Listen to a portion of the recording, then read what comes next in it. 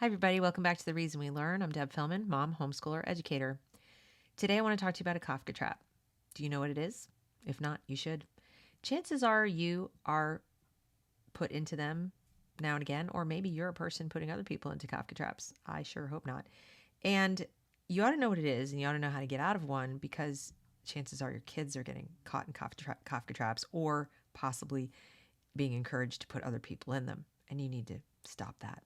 Okay, because either your child is being bullied or is becoming a bully based on the new woke ideology and how it's finding its way into our schools.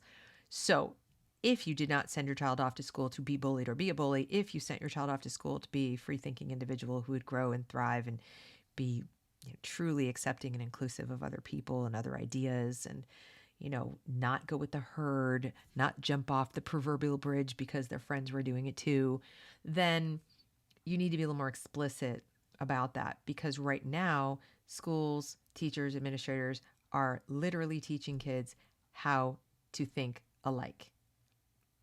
They're making it very clear they should or risk being bad people. What do I mean? Well, let's just take the Kafka trap of you're a racist. And you're a racist can come in many forms. It doesn't have to be explicitly you're a racist. It could be things like whiteness equals and a bunch of stuff. Now, if you're a kid and you look in the mirror, you look at your own hand and you go, I'm white. Whiteness is this list of bad things they just told me. It's kind of the same thing, right? It's kind of the same thing. You're bad because you are. That's a Kafka trap. Because if you try to argue, if you come back and say, no, I'm not any of those things on your list of what whiteness is.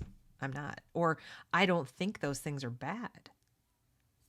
Well, that's just what a racist would say. Or that was just what an oppressor would say. Or that's just what a person with privilege would say. That's the Kafka trap. Your denial or your questioning is evidence of the bad thing. The bad thing is you're a bad person. So, it's not true because it's also what someone who just disagrees would say. It's also what someone who isn't that thing would say. And I see no evidence that a person who is a bad person or is a racist would deny it. It kind of goes with the territory. If you genuinely judge other people by the color of their skin, why are you embarrassed by it? I don't think the people laying the Kafka traps are too embarrassed about what they're doing. Why would the racist be? Some would argue the people who say you're racist are racist. They are. Walking around thinking, people of color cannot possibly get ahead unless white people step aside. That sounds kind of racist to me. Sounds kind of white supremacist to me. That there's, one way that you can be successful and it's the white way, and then anybody else is going to have an uphill climb. I mean, it's patently false. We've seen that's patently false. But the fact that they believe it tells me that maybe they're a little bit racist. So I'm going to assume you didn't send your kid to school to become part of that. You didn't want that. You just want the world to be as good a place as it could be. So get between your kid, and these ideas, because these ideas are toxic and they are putting your child in an impossible position where if he or she does not know how to fight this, they could end up agreeing with a bunch of things they don't actually agree with, become friends with a bunch of people who really aren't very nice and don't have their best interests at heart, succumb to bullying from teachers who have an agenda and maybe using your child to, act out some belief or, change the world through your child, co-opting your child's mind and morality to suit their ends and not help your child succeed and, suit his or her own ends. So what can you do? What can you teach your child to do? Well, for starters, you can say, if somebody tells you these things about yourself, you don't need to agree with that. You don't need to agree with that. That's perfectly okay with me if you don't agree with that. And if you get in trouble for that, you come to me and we will go in and deal with it together because you are your own person and you're allowed to have your own views and you're allowed to think your own thoughts and ask your own questions. And you're in a school and they are supposed to treat you with dignity and respect just like everybody else, whether you agree with what they're saying or not. So first you give your child permission to have their own thoughts because I hate to break it to you, they don't know this automatically. They need you to tell them, and they may need you to tell them a bunch of times because they're going to be told explicitly and implicitly at school, that's not okay. So you need to reaffirm that over and over and over, that it is okay. Not only okay, it's desirable. They need to learn how to think for themselves because they're going to have to go out in the world and solve problems that way. The second thing is if they get caught in a situation where they start off defending themselves, no, I'm not. And the other person says, well, yes, you are. And that's proof of it because you denied it. Here's what they can say. What would be evidence to you that I'm not? Because, you know, what I'm saying obviously isn't, but what would be? Because you're wrong, it's also the thing a person who isn't racist would say, that they're not racist. But if that's not evidence, what would be racist? What would be evidence? Put it back on them. And then give you this laundry list of things you have to do. And just be like, yeah, I don't really know who appointed you judge and jury over who's racist and who isn't. Teacher, administrator, peer. But I answer to my own conscience. And I don't agree that that's evidence. I think my life is evidence enough. See you later. What are they going to do? You won't do our bidding. You won't agree with us. You won't do this. And nothing happened. Nothing happened. The world's still here. We didn't implode. It sounds easier than it is, especially for a kid. So if they really feel threatened and uncomfortable, they should say nothing. And they should go immediately to an adult and say nothing. Just say, this person's making me very uncomfortable. I feel intimidated and I feel like I'm in danger and you need to get this person away from me. They're harassing me. And if there's a question, it should be posed to the other person. And if you get called in, well, what was my child doing that you felt the need to be harassing and hounding them and telling them, you know, whatever it is you're telling them? What did they do?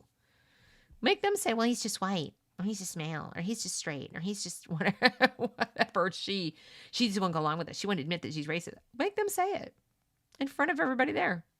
And you say, oh, is that all? Okay. Yeah. Well, we're going to be going now. I mean, just ignore it. Ignore it. This doesn't need to be validated. This doesn't need an explanation. These ideas are ridiculous. You should not, this is like Salem witch trial territory. If somebody just said to your child, you're a witch, it would carry as much weight. No, I'm not. See, that's just what a witch would say. Okay. Whatever you say. What would be evidence I'm not a witch? I can't turn you into a newt. I mean, it's ridiculous. So you should know that's called a Kafka trap. It is fallacious, it is wrong, and it is bullying. And right now schools are doing it. Go back and watch some of my other videos about the lessons they're teaching. It is the same thing as saying you're a racist to say white people are this or whiteness equals this, because every white child in that room or that building is going to go. They're going to. That's just common sense. And unless you decided when you had kids that your number one value is for them to fit in with their peers and be like everybody else and have the same thoughts as everybody else and not rock the boat and go along with the majority, no matter what the majority is saying or doing or how insane it is or sounds, unless you want them to grow up and think that the only way to justice is to hurt other people who don't agree, either with words or with deeds, if that wasn't your plan, you need to do something now. You can't just sit by and hope that, you know, they understand. There's a dividing line between reading the anti-racist book and burning down the person's business or house who refuses to put the right sign in the front yard or refuses to put their fist in the air. Because that's where we're going. I think you've seen it on TV. That's where those people are someone's children too. They have moms, they have dads. I don't know what their moms and dads taught them, but clearly they didn't tell them that hurting people and destroying people's property because they disagree with you, even if they were racist, we don't behave that way. That's not a lesson that got through. The opposite lesson got through, that the only way to achieve justice in this world is to destroy people who disagree with your definition of justice. And your definition of justice might not be the only one, might not even be the right one. But you won't know if you didn't stop and think about it, if you just listened to what someone else said was justice, and it's a pretty subjective term, right? And if you're a kid and somebody tells you justice equals this, what are you going to do? You're not equipped to question it. And that's what adults are doing now. They're teaching your child justice equals this. You need to get between your child and those kinds of ideas. Even if you agree there's systemic racism, even if you agree we need social justice, even if you disagree with me, if you care about your child and you actually want to make the world a better place, not just make the world look like what you want it to look like what makes you comfortable, make it look like a mirror image of your thoughts. But if you genuinely want the world to be a happier, better, more peaceful place, you will stop this. You will stop this, because this is bullying, straight up. And when it's done to kids, it's child abuse. It's child abuse. So hopefully you're not doing it. But if you see anyone else doing it, you need to stop that. You need to ask your kid explicitly what's going on, and you need to tell them explicitly, you're entitled to your own thoughts, even if you disagree with me, so long as you're respectful about it. Okay? So I just wanted to share that because I see too much of this going on. I see too many kids being told what they think, and I wonder where the parents are. Either they are going along with it because they don't want to rock the boat and they somehow think they're helping their child avoid backlash by not saying anything, or they just have no idea.